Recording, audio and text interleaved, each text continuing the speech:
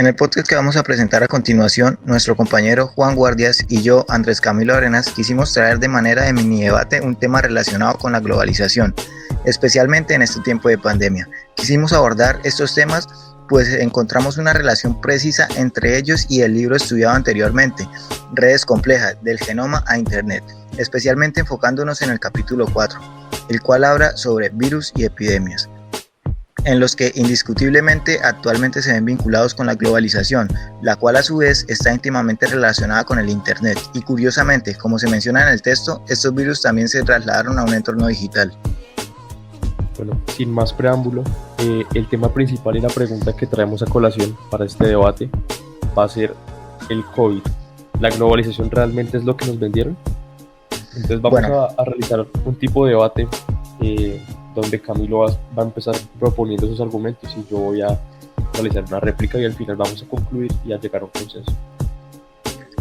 Quiero empezar diciendo que esta pandemia demostró la fragilidad que tiene la globalización, pero lo más irónico de esto es que el virus es producto de la misma globalización. Es consecuencia de las circunstancias de sobrepoblación, de deforestación. Se cree que el coronavirus incluso fue transmitido a nosotros por el mal manejo de especies que no corresponden a las áreas urbanas. Aparentemente la idea que se tiene de globalización es una idea de privatización, un mercado donde el Estado es diminuto, que solo controla el libre mercado, pero que en realidad no es capaz de regular situaciones importantes en materia económica. Que esto va generando unas burocracias privadas, van convirtiendo a los ciudadanos en una especie de clientes y como consecuencia de esto, pues la salud pública, la educación pública, la justicia y demás derechos terminan siendo solo accesibles para aquellas personas que puedan pagar por esto. Ok, pues yo no estoy muy de acuerdo con esto. Me parece que no deberíamos satanizar la globalización, sino ver la globalización más desde el punto en donde la misma nos ha llevado a crecer como humanidad. Y planteándonos en un contexto histórico, la globalización nació para unir a la sociedad, nació para unir a la humanidad después de tantas guerras. Y me gustaría dar una frase que es: la globalización es fácil de odiar, conveniente de atacar e imposible de parar. ¿Por qué traigo esta frase? Porque dice que es imposible de parar. Porque el desarrollo humano nunca se va a terminar. El humano siempre va a estar buscando la manera de ser mejor. Y ese resultado de querer ser mejor es la globalización. ¿Cómo podemos ver esto reflejado? La globalización en tiempos de pandemia nos ha demostrado su efectividad. Por ejemplo, los primeros días en Wuhan, los chinos construyeron hospitales en tiempo récord. La globalización también nos ayudó a que tengamos una producción muy acelerada de ventiladores, de mascarillas y, si Dios quiere, de futuras vacunas para el control de la pandemia. Todo esto que les acabo de nombrar no sería posible sin la globalización. Basándonos en el título de la pregunta, ¿qué más nos prometieron? Que supuestamente no se cumplió, pero sí se está cumpliendo. La globalización nos prometió una conexión mundial. Y sí se está haciendo. En la mayoría de los países hay una tienda de Apple. O hay una tienda donde por lo menos se venda un dispositivo electrónico. Este avance que hace unos años no se veía, hoy en 2020 lo tenemos. Y gracias a esto los niños pueden tener clases virtuales, los adultos pueden trabajar desde casa. Y la globalización tiene que verse desde el punto que nos ha ayudado a ser mejores como humanidad. Bueno, la globalización realmente genera una gran brecha entre la gente, entre comillas, exitosa y las personas que no lo son. Evidentemente la globalización es algo que no podemos parar independientemente de si funciona o no funciona. Pero esta pandemia lo que demostró es la manera en que esta gente, entre comillas, exitosa puede reaccionar a ciertas circunstancias, mientras que las personas que no, los perdedores, los de abajo, están obligados a correr con otra suerte. Como se mencionaba anteriormente, como por ejemplo en el ejemplo de mi compañero, en el caso de los ventiladores, pueden ser producidos masivamente gracias a la globalización, a la industrialización, importados y exportados por otros países, pero probablemente solo la gente que disponga de los recursos necesarios va a poder acceder a estos beneficios. Y si se considera que la brecha entre las personas que tienen estos recursos y las personas que no tienen estos recursos es cada vez más grande, esto se vuelve un problema serio. No todos tenemos la misma voz, no todos tenemos las mismas oportunidades. Por ejemplo, en Internet nos prometieron igualdad y una voz igualitaria, pero realmente lo que se ha hecho, tal vez de una manera implícita, es abrir y expandir brechas en la sociedad. como por ejemplo, no sé, en el caso de los niños que ven clases por internet. Si ellos no tienen acceso a un computador, no pueden tener las mismas oportunidades que, por ejemplo, tienen ustedes que me están escuchando, yo que les estoy exponiendo este argumento. Esto nos permite tener ciertos privilegios y podría decirse que en nosotros está funcionando la globalización, pero ¿cuánta gente no puede estar conectada?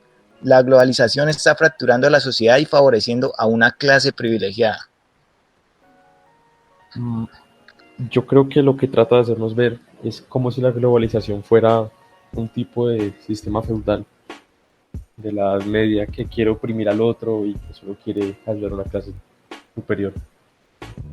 Pero me gustaría recordar que esto es un método que nació para unir a los países, para que la humanidad se uniera para superar esa crisis de la posguerra, en términos generales para reconstruir la sociedad. Es cierto pues que el mundo no es un lugar perfecto, el mundo no es un lugar ideal, pero yo creo que esto no se debe a la globalización, sino a los malos manejos de los países en materia de resolución interna.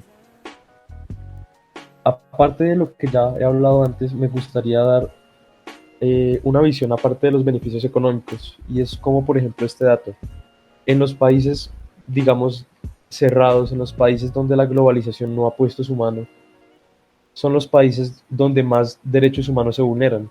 Son países que no permiten la entrada de vigilancia de organismos como la ONU y son países que hacen lo que se les da la gana con su población y también amenazan a la población externa, como por ejemplo Corea del Norte. Corea del Norte no permite una vigilancia internacional y se dice que es uno de los países que más vulnera los derechos humanos en el mundo. Entonces, gracias a esta interconexión y a esta vigilancia internacional y a todo lo que la globalización nos ha permitido, yo puedo saber hoy qué está pasando en Estados Unidos y puedo saber hoy qué está pasando en tiempo real en Venezuela, en España, en cualquier país. Hasta puedo saber qué está pasando aquí a 2 cuadras de mi casa, porque eso es lo que la globalización hace. Y para situarnos más en un contexto de tiempos de pandemia y en el ámbito médico, la globalización nos ha permitido que haya un gran flujo tanto de bienes o de conocimiento, si el conocimiento no se puede determinar como un bien. Como por ejemplo los médicos cubanos que viajaron a Italia.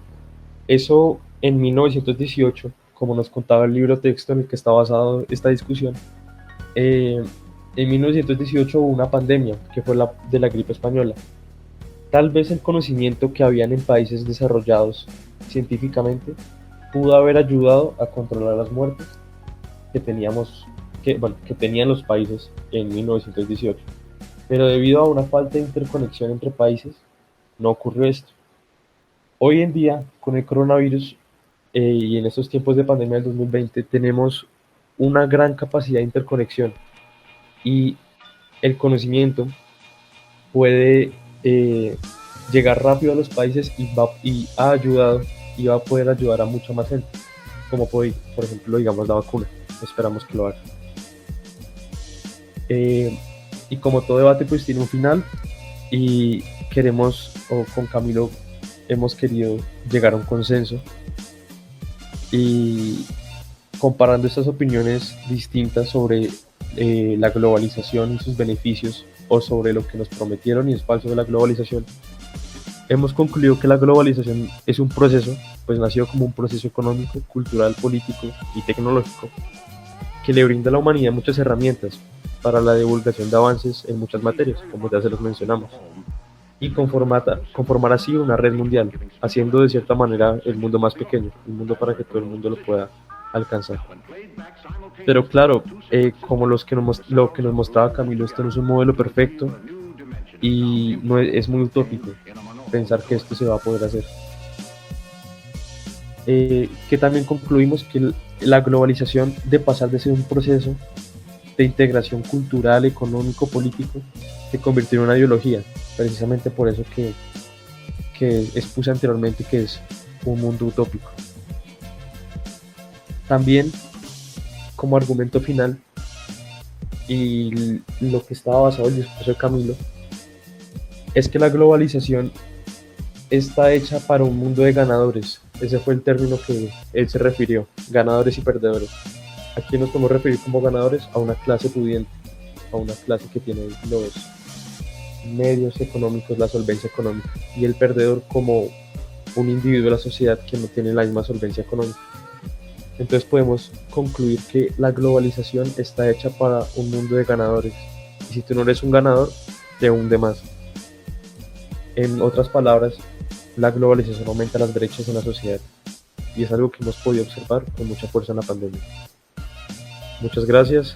Esto fue el podcast del COVID y la globalización. Hasta luego.